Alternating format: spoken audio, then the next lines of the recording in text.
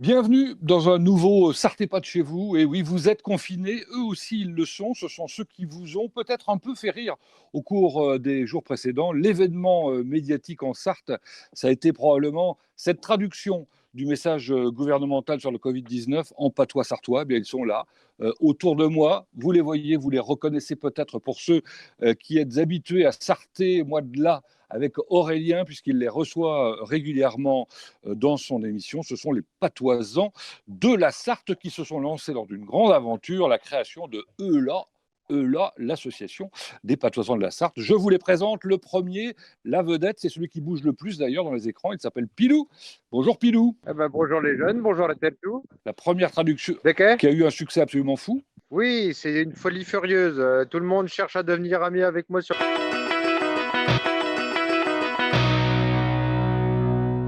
Bienvenue dans un nouveau Sortez pas de chez vous. Et oui, vous êtes confinés, eux aussi ils le sont. Ce sont ceux qui vous ont peut-être un peu fait rire au cours des jours précédents. L'événement médiatique en Sarthe, ça a été probablement cette traduction du message gouvernemental sur le Covid-19 en patois sartois. Eh bien, ils sont là, autour de moi. Vous les voyez, vous les reconnaissez peut-être pour ceux qui êtes habitués à Sarther, moi de là, avec Aurélien, puisqu'il les reçoit régulièrement dans son émission. Ce sont les patoisans de la Sarthe qui se sont lancés dans une grande aventure, la création de ELA, l'association des patoisans de la Sarthe. Je vous les présente. Le premier, la vedette, c'est celui qui bouge le plus d'ailleurs dans les écrans. Il s'appelle Pilou. Bonjour Pilou. Bonjour les jeunes, bonjour la tête tout. La première traduction D'accord. qui a eu un succès absolument fou. Oui, c'est une folie furieuse. Tout le monde cherche à devenir ami avec moi sur les réseaux sociaux, c'est de la folie furieuse. J'ai jamais vu ça. Alors si c'est tout le monde, c'est quand même 350 000 personnes, ce qui est absolument énorme. Et ça a été, je pense, Pilou, une surprise. Mais c'est une surprise pour Jean aussi, qui lui a commis le deuxième message. Bonjour Jean. Oui, bonjour tout le monde. Effectivement, oui, donc le deuxième message. Alors, il était complètement en patois, hein. Il y en a qui ont dit qu'il était en québécois ou je ne sais quoi, mais non, c'était bien du vrai patois de chez nous, du patois de Malicorne et tout ça. Voilà, du vrai patois. Mais j'ai l'impression que vous avez un petit accent, Jean. Ah, ben oui, parce que je suis de la campagne, hein. Je peux pas renier mes origines, hein. Vous êtes un vrai, ce qui n'est pas le cas de celui qui va s'exprimer maintenant et qui s'est exprimé en troisième. Il s'agit de Serge Bertin. Bonjour Serge. Oui, bonjour. Alors je Ouais, dis bah, pas un vrai parce que Serge, vous n'avez pas l'accent de attention, tous je les suis pas jours. un vrai Sartois, c'est pas ça. C'est pas un vrai ça. Je suis un vrai Sartois, mais ce qu'il y a, c'est que c'est toute une démarche, hein. Je pourrais bien rouler des airs si vous vouliez, mais je le fais pas parce que je le fais pas naturellement. Et ce que j'aimerais, c'est faire comprendre que le patois, on n'est pas forcément obligé de rouler les airs, on n'est pas obligé forcément de prendre un accent si on ne l'a pas. Moi, je rêverais que les Parisiens parlent en patois sartois, même s'ils ont leur propre manière de prononcer les choses. Je rappelle que vous êtes le traducteur officiel de Tintin en patois sartois. Oui, Celui que vous avez découvert en quatrième, c'était lundi soir, Fernand Lejar. Fernand Lejar, qui est aussi l'un des animateurs des veillées à l'ancienne. Bonjour Fernand. Alors il faut remettre en place le micro, mon cher Fernand, pour qu'on puisse vous entendre.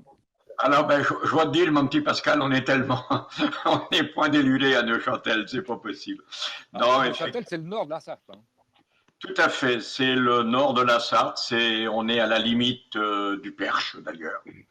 Les veillées à l'ancienne ont autant de succès que les messages du Covid-19. Ah, moi, j'aimerais bien avoir 350 000 spectateurs, ce serait extraordinaire, mais il faudrait un grand stade. Non, le succès est très bon, ça marche très très bien, on fait pratiquement des salles pleines tout le temps. On avait énormément de spectacles à faire juste dans le premier semestre. Malheureusement, eh bien, ils sont tous annulés, mais on les refera un petit peu plus tard. Qu'on a découvert mardi soir, c'est Jean-Yves Poignant qui a fait le 4-5e message, je ne sais plus, ça y est, je suis perdu moi, dans le nombre. Oui. Bonjour Jean-Yves. Bonjour la Tertou, bonjour. Alors Jean-Yves, c'est les Chemineux. C'est les Chemineux, voilà. Une troupe qui a 10 ans et qui a plusieurs spectacles à son actif, dont un des derniers, c'est des chansons et des contes en patois. Et avec l'aide de Serge, nous avons aussi le spectacle La ferme de Chia. Ah, la ferme de Chia. Et c'est où la ferme de Chia? Eh ben, comme ça s'appelle aussi la ferme de Grand Nulle Part, souvent, il faut la chercher. Il n'y a point de pancarte pour ça. Bien. Et puis il y a des gens qui ont eu des initiatives très originales par ailleurs pour faire aimer le Sartois aux Sartois, aux jeunes Sartois notamment. Bah, c'est le cas d'André Jaunet. André Jaunet qui ne nous a pas fait découvrir de messages Covid-19, mais qui nous fera découvrir des petites histoires avec son jeu des 7 familles. Bonjour André.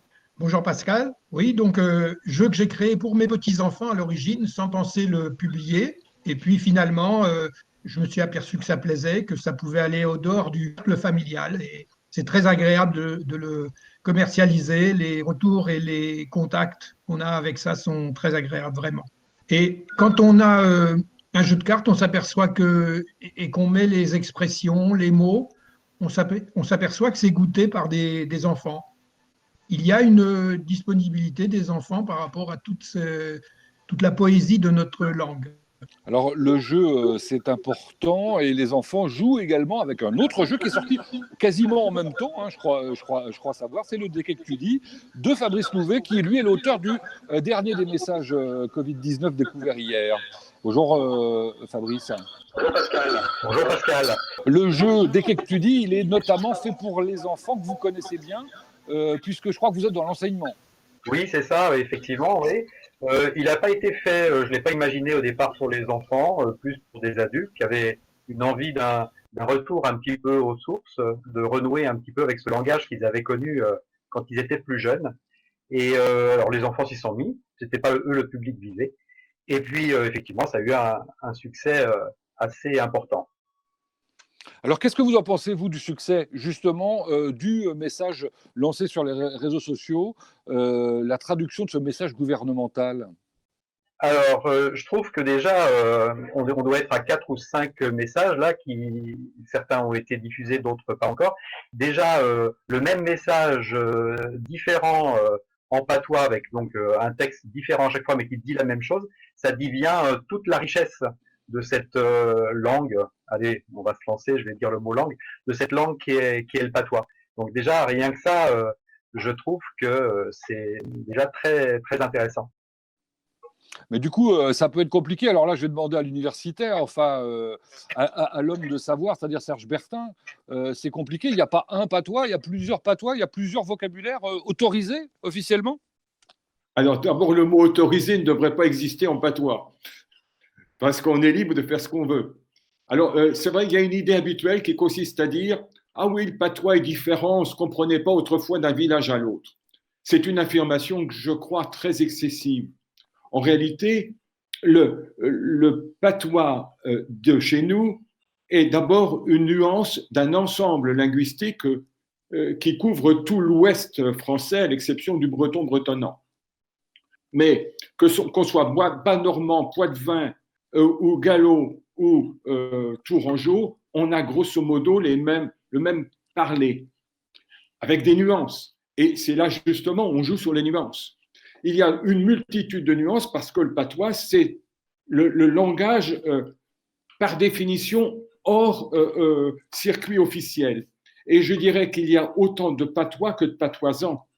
Il y a le patois d'une famille, le patois d'un hameau, le patois d'un village, mais toutes ces nuances, elles sont bien sûr plus ou moins grandes selon qu'on adopte une échelle plus ou moins grande.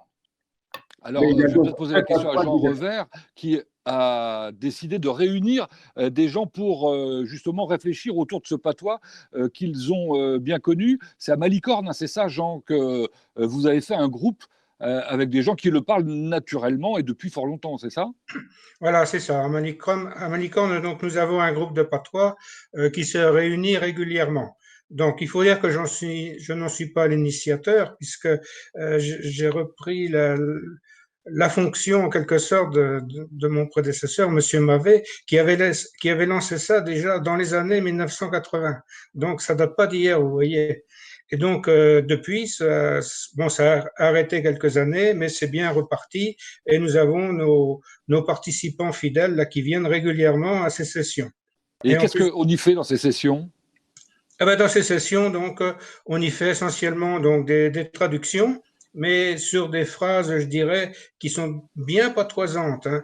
Par opposition à ce qu'on peut faire, on va aussi dans les maisons de retraite, où là, l'objectif est un petit peu différent, puisque là, on va faire des phrases beaucoup plus simples, juste pour se faire remémorer les mots ou les expressions pour aux résidents les expressions de leur enfance, qu'ils les retrouvent pour leur faire travailler un petit peu la mémoire et puis pour le plaisir de entendre un petit peu ce qu'ils ont entendu autrefois parce que, contrairement à ce qu'on peut croire, ils s'en rappellent très bien.